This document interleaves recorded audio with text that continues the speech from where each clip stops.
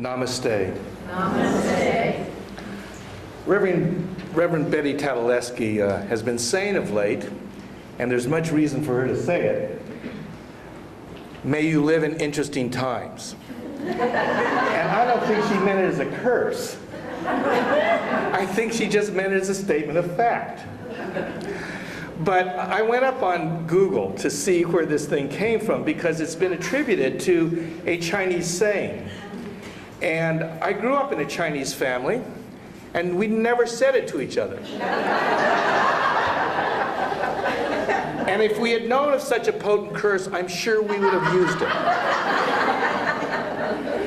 Wikipedia said that there's really not a specific proverb in China that relates to it, but there is one that loosely relates to it, and I think it does convey the meaning of what Reverend Tadaleski used it in. And it is a proverb, quote, "It's better to be a dog in peaceful times than be a man in a chaotic period."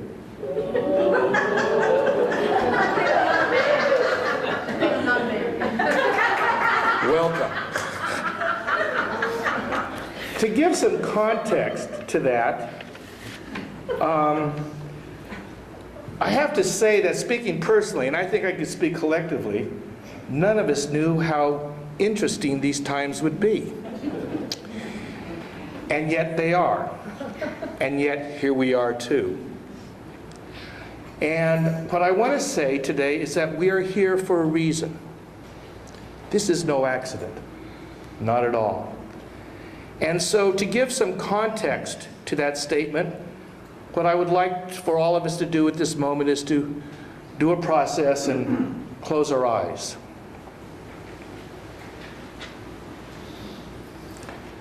With your eyes closed, let go and relax. Let go of the world. Let go of your body. Let go of your mind and its worries. And expand, expand, expand into that limitless space from which you came. Feel its gentleness. Feel its warmth, feel its security. And as you are there, in your mind's eye, see the earth. That beautiful globe in space, that planet, in dark space, shining with a luminescence that's like a jewel. And as you look at that planet, know, and you do, that for millennium, it has been this venue of wars, suffering, separation, tragedy, sorrow, and fighting. In juxtaposition to its beauty, you know there's been a horror to its existence, for you have been there before, most likely. Now as you look at the earth, know that it is about to go through a tremendous shift. Know that it is about to go through a transition that will take it from its past into a future that is as extraordinary as the past it is escaping. A future that will return it to its original place as the Garden of Eden, which the Lord, our Creator, intended it to be. And as you look at that earth in front of you, feel that desire to come and be a part of that transition. Feel that welling up inside of you that wanted to be here during that time, to witness and to usher in its new birth. And as you look at that earth, know that only the strong, the courageous, and the worthy will be chosen to participate in that event. Sit with that. And now, move back into your bodies. Let your world return to you. Feel yourself in this room once again, and open your eyes. And know that you've been chosen. That's why you're here. This does not mean it will be easy. This does not mean the fact that you've forgotten doesn't mean it is not so. What it does mean is you are here, and for a reason. And it would behoove you to remember that. Life on earth isn't easy, but you're here for the party that you came for. And I'm telling you, it's time to begin to celebrate. Yay.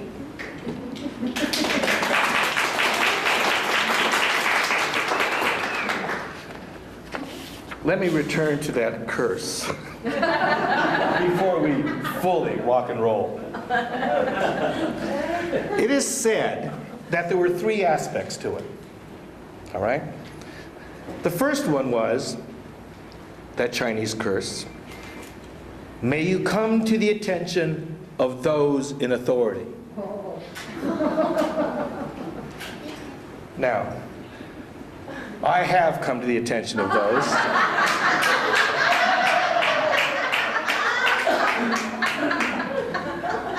On more than one occasion.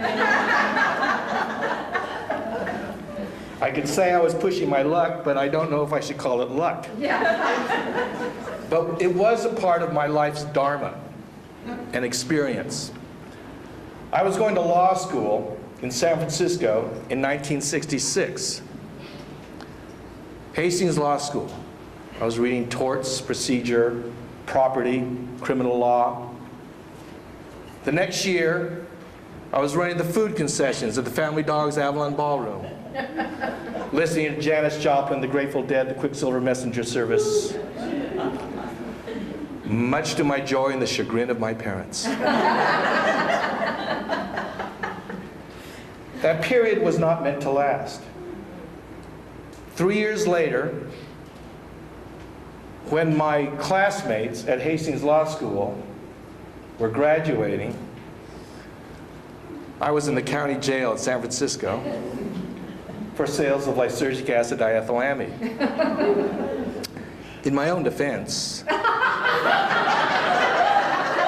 I'm stating it now because I did a plea agreement then. Let's hear it. Let's hear it. There were red, white, and blue barrels with peace signs on them. But what that experience ushered in was an extraordinary break with what we believe reality to be. Before that experience, I believed we were born and we died. I believed in the three-dimensional world in which we all inhabited. I believed there were good people and bad people. I believed there were Republicans, there were Democrats, and there were men and women. I believed many things. I believe far fewer of them today as a result of having been there. It was there in the Haight-Ashbury that I first got my eyes opened to astrology, shocking me into a methodology that could explain your life's path based on when you were born and where you were born. In that experience, I was introduced to the I Ching, the Book of Changes, the oldest book in existence on the planet, that purported to explain moment by moment, if you asked it, what was happening and what perhaps you should do. It was there that I first ran into those blue books. And it was there that I looked at them and I thought, these are far too complex for me.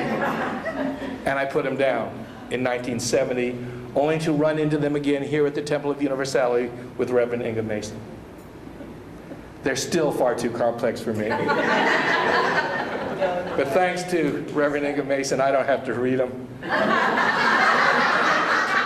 I merely have to be present. So if you've had any feelings that perhaps you have not been forward enough, strong enough, curious enough, don't worry. It will come to you in good time. It was also during that period that I ran into the works of Edgar Cayce, that extraordinary psychic. And it was reading his work that I first became acquainted with what he called the earth changes. And they made an impression on me. I didn't know what to believe then. Those were tumultuous times. There were no fences. Often, there was very little clothing. But it was extraordinary. Reading, living, experiencing, and looking at realities that you had dismissed out of hand, that you wouldn't have given a thought to at all. And then to hear this psychic read his words, a man who gave his services away if you couldn't afford it, a man who was, his humanity, when you read it, you knew who he was. He wasn't out there trying to take advantage of other people or tell them that things that he didn't believe. No, he had a doorway to another reality that is opening for more of us, but is still closed to the vast majority. So when I read his earth changes, it sent a little more than a shadow of concern across my consciousness. That was back in the late 60s.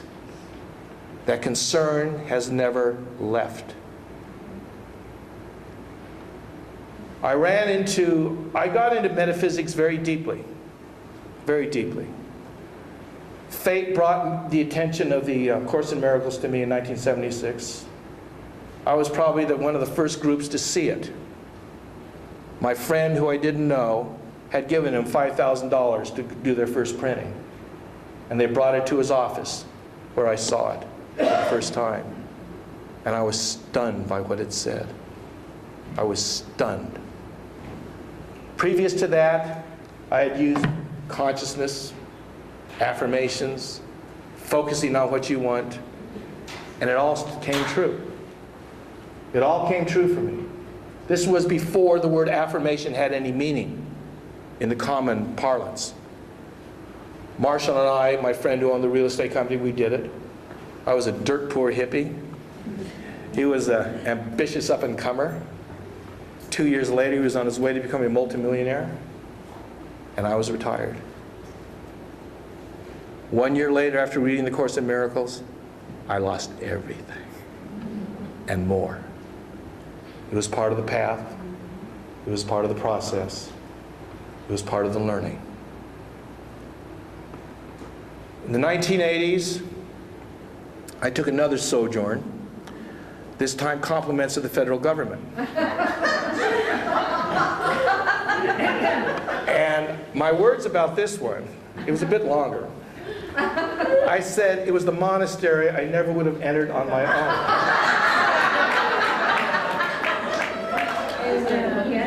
And so it was. I was much older than I was the first time, and never inclined towards the physical arts. I was not at the weight pile. So I decided to use my time and meditate. And as I said in my book that I wrote about it, I meditated not because of where I wanted to go. I meditated because of where I wanted to leave. But grace, in its infinite grace, graced me with more than I ever expected. I was stunned by what was revealed to me during that time. I was ushered into states that people have begging bowls and do abstinence and go without, hoping to get there. I got there, and I'm not there now. But I know it exists. I know it exists. But I want to say during that sojourn, I ran into another series of books. Channeled. 7 books came out during that period. I did 7 years. 1 year for each book. When the book stopped being channeled, I was out. They were stunning.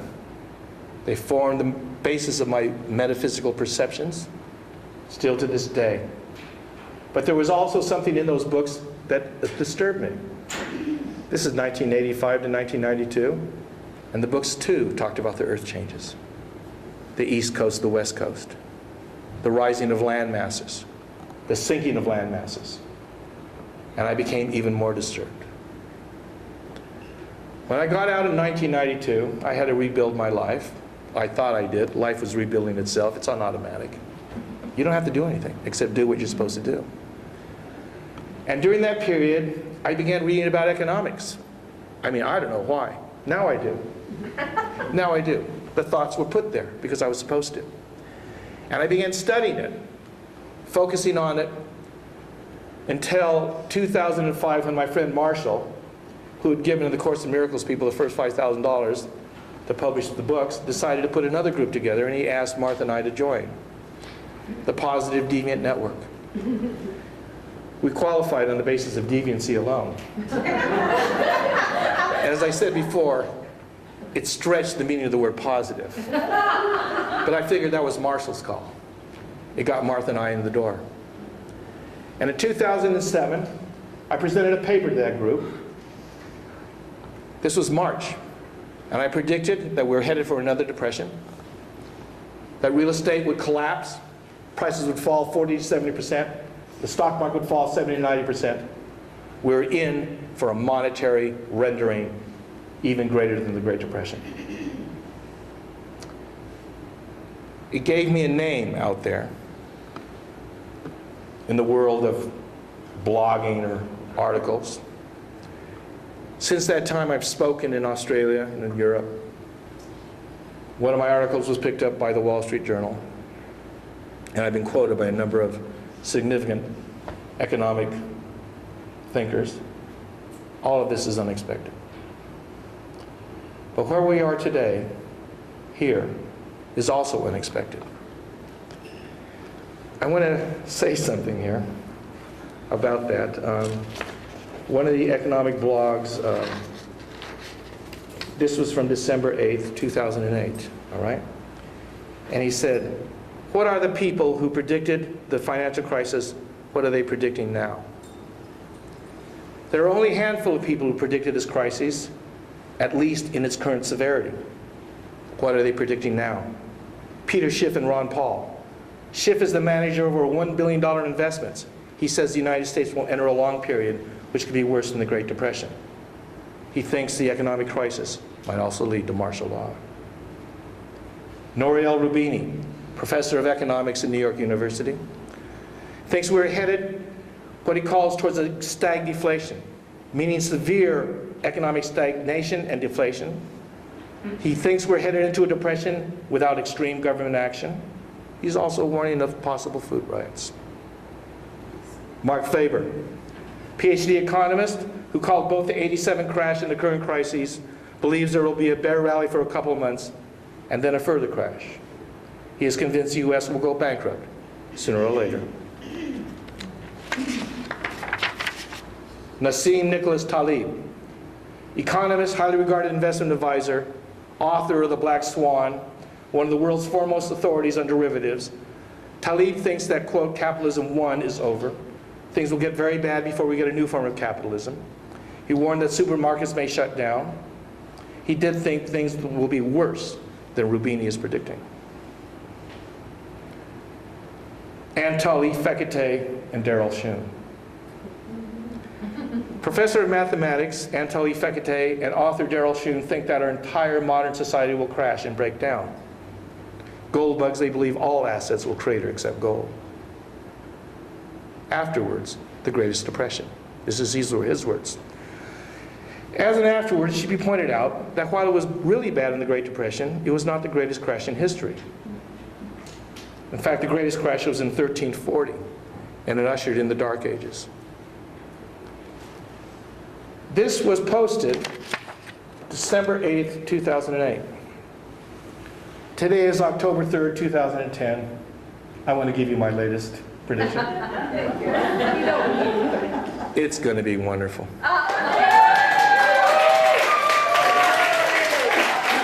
It's going to be wonderful beyond your wildest imaginations. It's going to be extraordinary. And we're not there yet. But it is, and it's coming sooner than we think. 2 years ago, or a year and a half ago, I got an email from somebody on my website, and he said that he knew me from the 1970s in San Francisco. Not from there. He knew me when I had my pile of money, when I lived on Union Street, and he mentioned a few things. And Martha and I decided to visit him last year. I mean, he was a person 35 years ago writing, and he lived up in Napa. We went to see him, and he was living in this beautiful place. He had little chickens. He was doing organic farming, and it was stunning. He was up there. Again, he was a Buddhist, very much into his Buddhist thing. And Martha and I gave him a picture of our friend Pat Aikens, the Maitreya, and we connected. Well, 2 weeks ago, I sent him an email about a press conference I was going to be on at the National Press Conference, Press Club in Washington, D.C. on September 27th. And it was going to be a group of former United States Air Force officers who worked at nuclear installations in the United States. And they were going to come forward and tell about their experience with UFOs shutting down nuclear missiles. I sent this to Douglas, and he wrote back.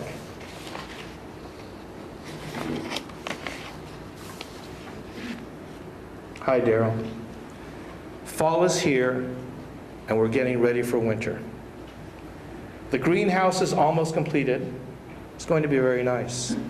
Firewood is stacked. All is well here. It is strange how the world as we know it is going through such upheaval. And yet at the same time, life is good. The chickens are very healthy. And the Buckeyes have improved much since last year, since you were here. Thanks for the latest link to the Reuters article. Sounds like those Area 51 airplanes have been at it again. Somehow, I have found a way to leave the world to its own folly. Making good food may be one of the most revolutionary actions one can do. All the best. Love, Douglas. Douglas's approach is what I call, he went Buddha. Going Buddha. Into the future with a quiet mind and a peaceful heart. And I recommend it for all of us here. It's a wonderful way to do it. But I want to add something here, that there's an addition to this that you might do. Transiting from here to there. I call this being there now. And Betty gave me the idea of this when she told the story when she did a fire walk a few years ago. And people asked her how she did it. She said, I'll tell you one thing. I didn't look down. I didn't look at that mass of coals beneath my feet. I looked ahead of me at the grass to where I wanted to be. And in that is an esoteric truth on how we should deal with this, with what's still coming.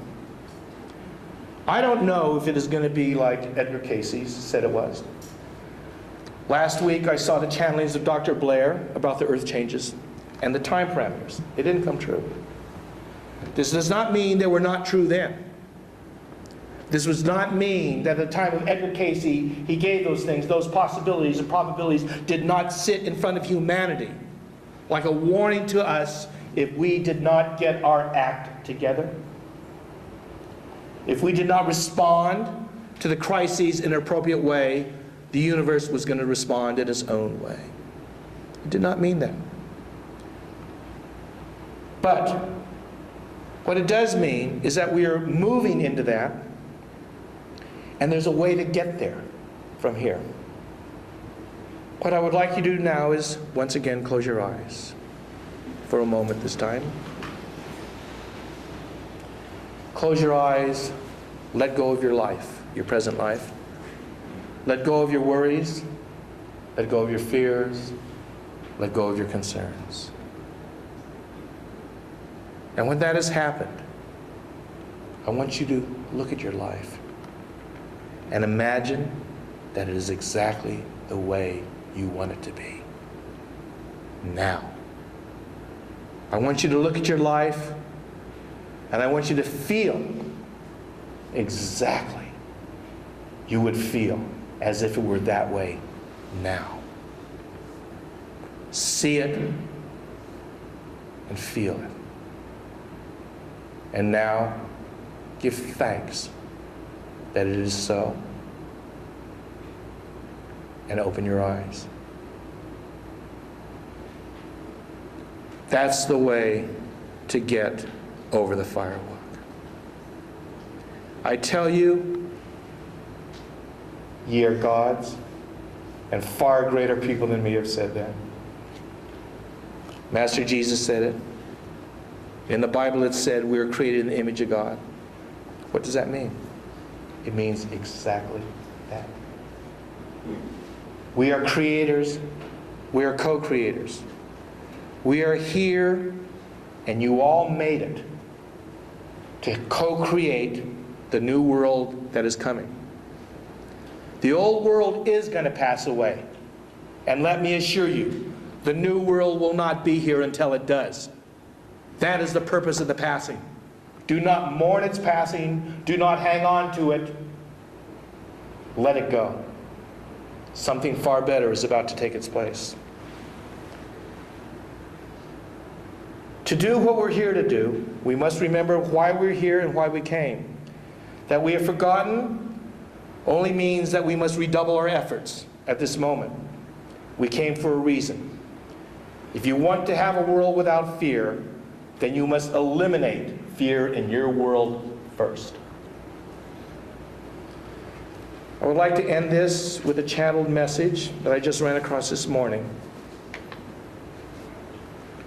I think when I read it, I thought we should listen to this. Eons of time ago, your earth was prepared for your coming and was a veritable Garden of Eden. Civilizations grew and man reached peaks of development, only to repeatedly fall from grace. The higher vibrations were gradually lowered until you lost sight of your spiritual heritage. From there on, you have groveled in the darkness and lost your way, as successive civilizations were guilty of their own demise.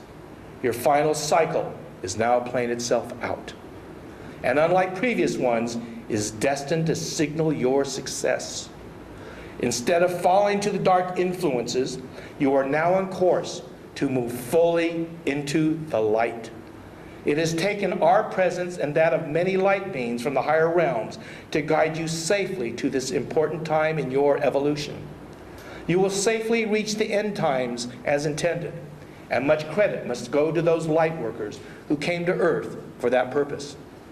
Life is ever ongoing, and every experience holds good for your future.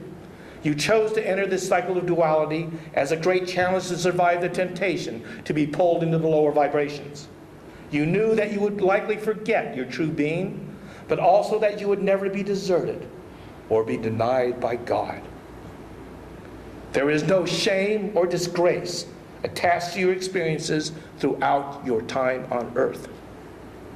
They are just experiences, however negatively you may view them. But what is important are the lessons you have learned from them.